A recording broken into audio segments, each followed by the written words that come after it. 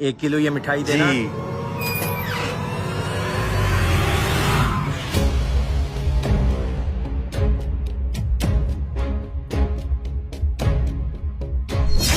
देख लें भाई साहब, आपकी 1 किलो मिठाई। ठीक है, पैक कर दें। जी अभी कर देता हूँ। कितने पैसे बन रहे हैं? आपके 300 बन रहे हैं। अभी देता हूँ।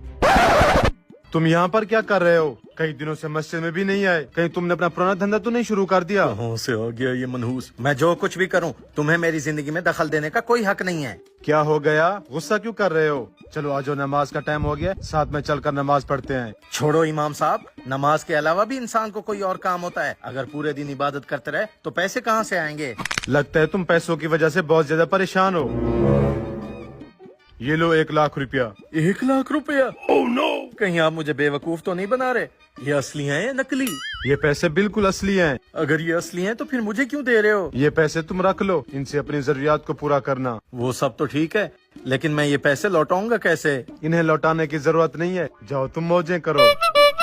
वाह भाई साहब, आपने इमाम साहब पर क्या ऐसा जादू कर दिया कि उसने आपको 1 लाख उठा दिया, वरना तो ये किसी को 10 रुपए भी नहीं देता। यही तो मुझे भी समझ नहीं आ रही।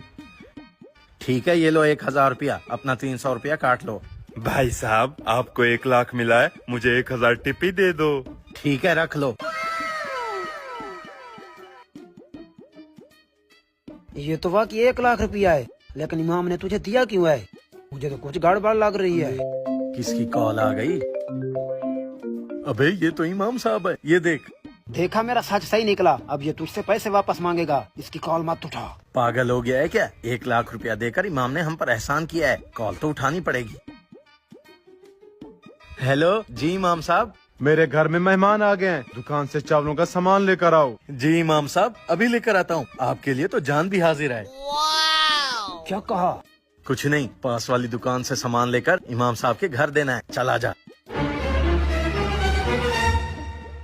चल बे सर्किट, 1 किलो चावलों का सामान दे। तुम सुना इमाम साहब ने तुम्हें 1 लाख रुपया दिया है? हाँ दिया है, तुझे इससे क्या? जा सामान लेकर आ। हाँ दे रहा हूँ। बात यहाँ तक भी पहुँच गई। ये रहा इमाम साहब का घर।